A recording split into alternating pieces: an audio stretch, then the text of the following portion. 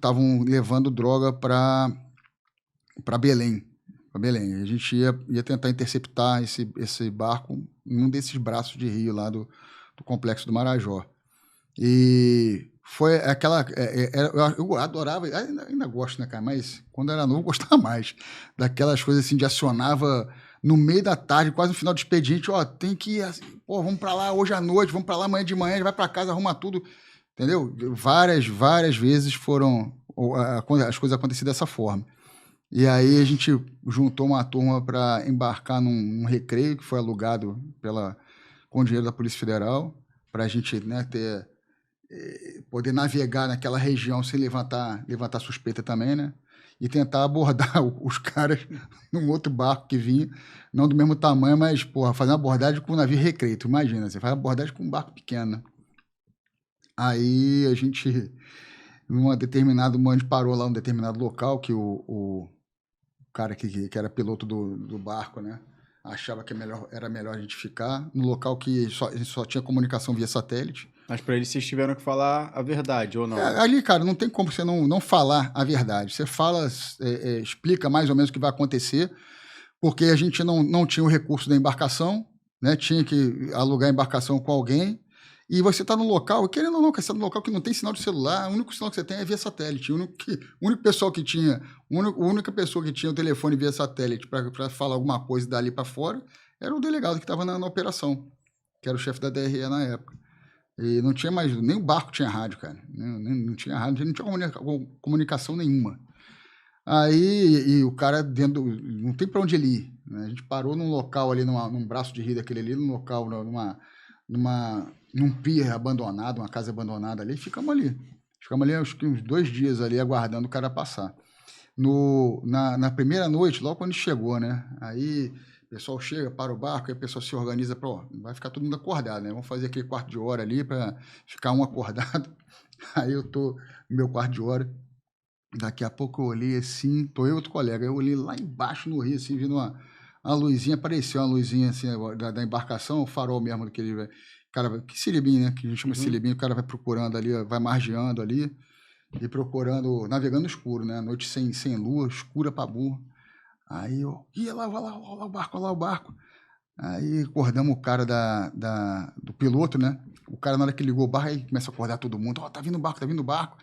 E ele passava, era um local onde o barco provavelmente ia passar, era o local mais provável, que tinha mais calada e tudo mais, para o barco passar. E aí o cara, na hora que foi ligar a embarcação, ele esqueceu o cilindro dele, um farol, cara, igual de trem. Quando ele ligou o barco, ligou aquele negócio, iluminou lá na frente.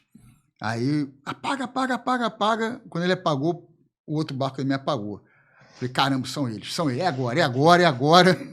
Aí começa. O barco ia na direção onde tinha visto o outro barco a, sei lá, 2 km de distância e tinha acendido, a última vez que ele tinha acendido a luz dele. Aí só que o cara tem que acender de vez em quando para poder ver onde que ele tá navegando, né? Aí o cara acende, tá lá! Aí corrigiu o rumo da embarcação de novo. Cara, eu sei que em determinado momento a gente chegou nesse barco, que ele vinha no sentido contrário, e era um barquinho pequeno, não tinha não estava de acordo com a descrição do barco que a gente tinha que abordar, mas a gente achou a atitude suspeita e de repente poderia o barco maior ter parado em determinado local, transferido a carga para barcos menores, né, para deschavar ali, para ficar mais fácil para tentar chegar com a carga no destino.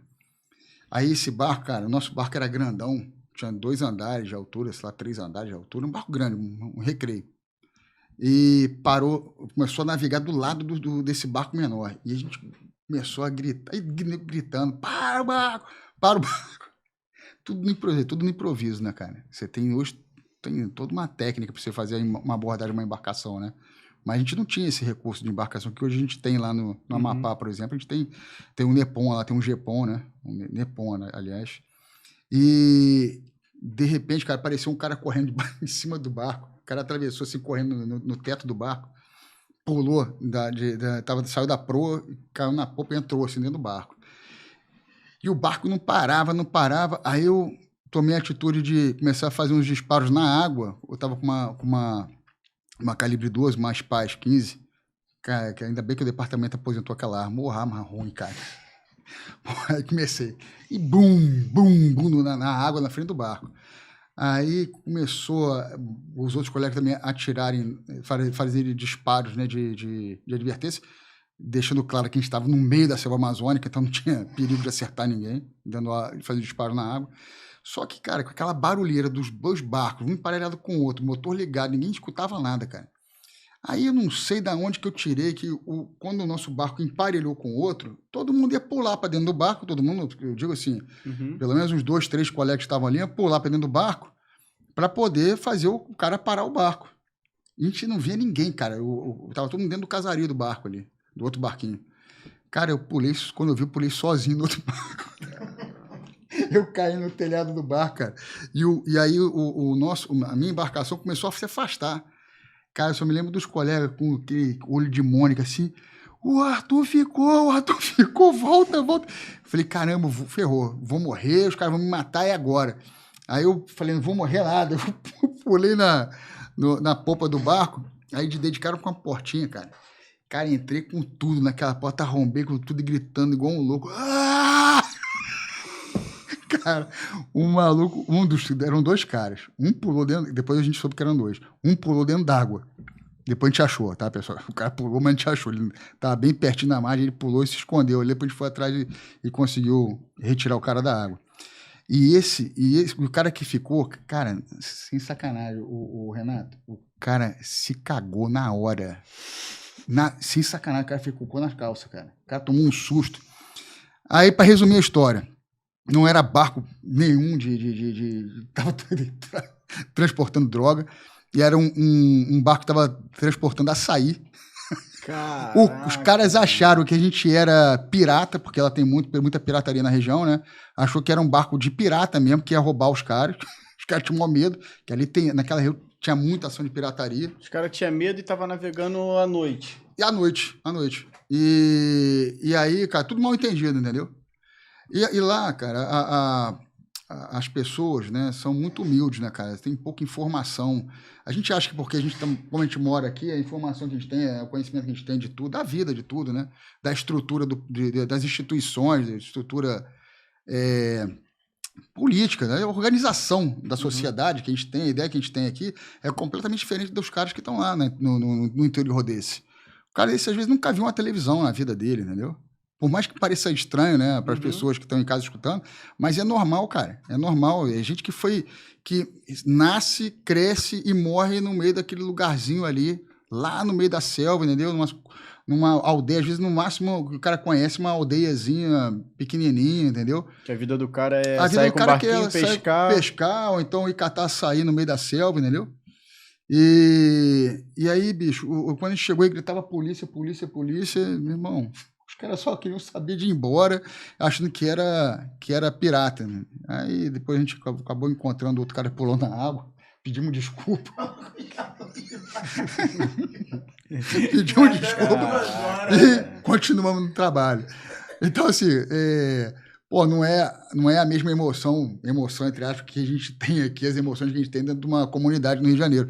Mas, pô, ali, se eu caísse dentro d'água, cara, eu tava morto, cara. Se realmente fosse também o navio, a embarcação dos caras também, de repente o cara tivesse armado ali, acabou ficando sozinho, né?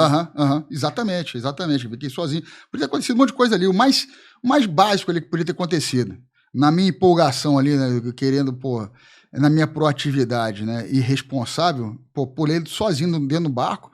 Na hora que eu pulei, eu podia ter caído dentro d'água e eu ia afundar, cara. Porque com o equipamento que eu tava, sempre fui vibrador, né? Já usava, meu irmão, colete. Quando ninguém usava colete tático, eu já usava aquele colete tático, aquele que te fechava com um zíper aqui no meio. Né? Conhecido como embusteiro. Embusteiro, Pois é, o famoso embusteiro. Ou seja, se caísse na água ia ficar ruim de te encontrar também, né? Tudo eu ia escuro. pro fundo, cara. Ia pro fundo, no escuro. Pesado daquele jeito, eu ia pro fundo. Ia pegar ele, velho. Ia dar ruim, mano. Aí ia ser mano ele e o outro que tinha pulado lá. Ia ser... Caraca. Então, o boto ia te pegar.